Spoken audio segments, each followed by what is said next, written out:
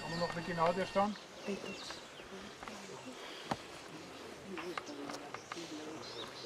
je, een stukje beetje skade weer maar.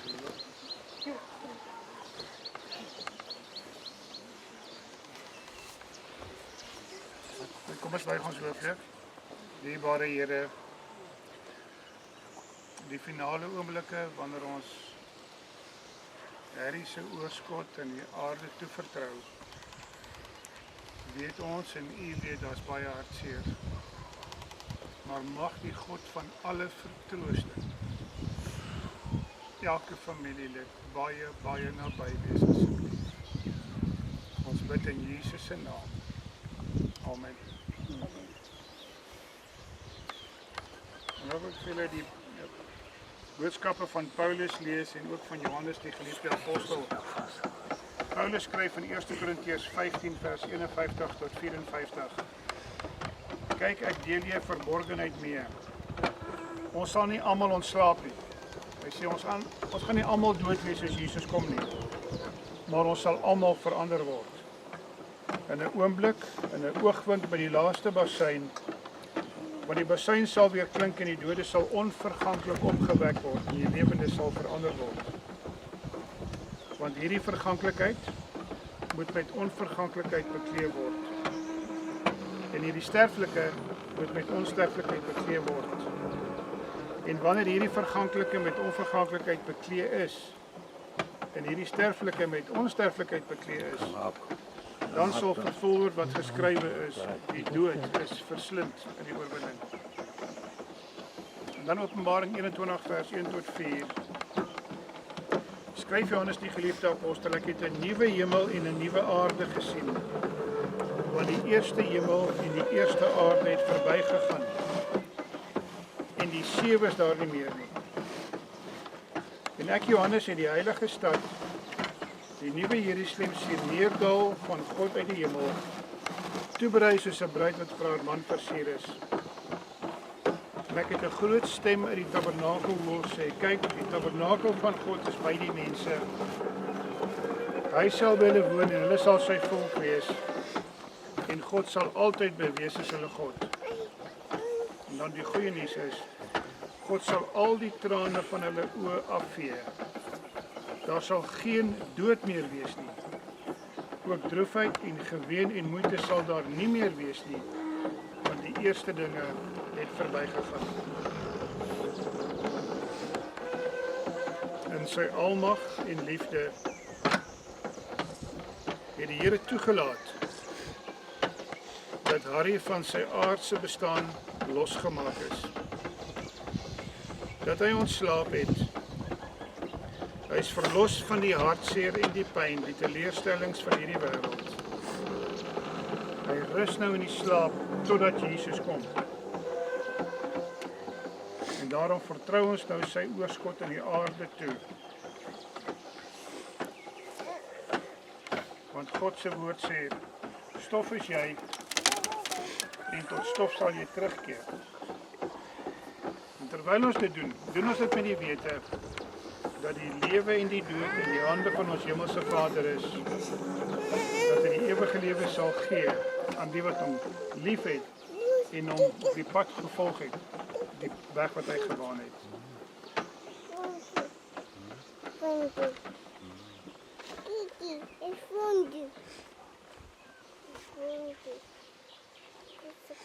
Harry rus nou totdat die Here hom gaan roep.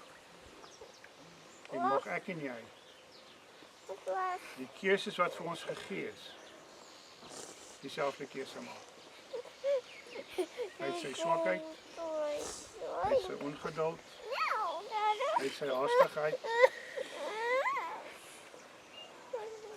sy verkeerde keuses wat hy gemaak het, alles in die voete van die Here neergelê.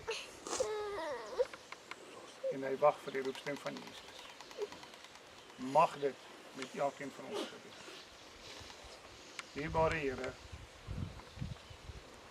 in hierdie oomblik het die geliefdes en elkeen van ons die teenwoordigheid van U Gees nodig. Kom troos hulle asseblief met die troos wat die hemel alleen kan gee. Maar mag ons as sy vriende, die familie nooit vergeet nie. Hulle altyd kontak, hulle bly bemoedig, hulle bly ondersteun. Ons vra dit in Jesus se naam. Amen.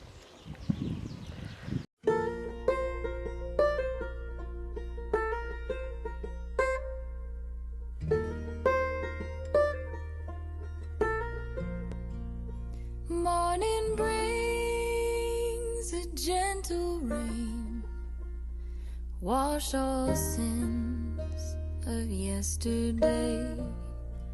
Forgiveness comes to those who pray when you're on the road to heaven's gate.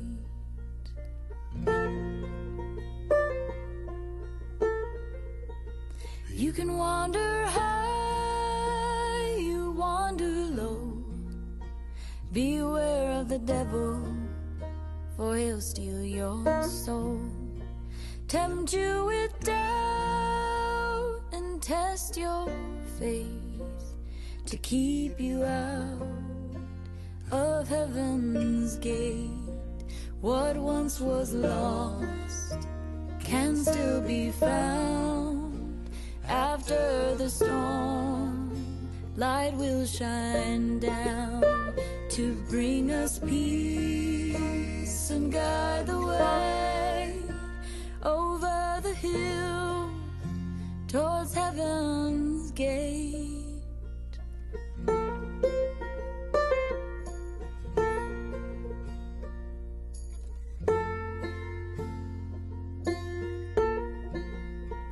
Two rivers wind, and where they meet is a dark and lonely place to be. Stay the course and trust in fate. Around the bend is heaven's heaven's gate.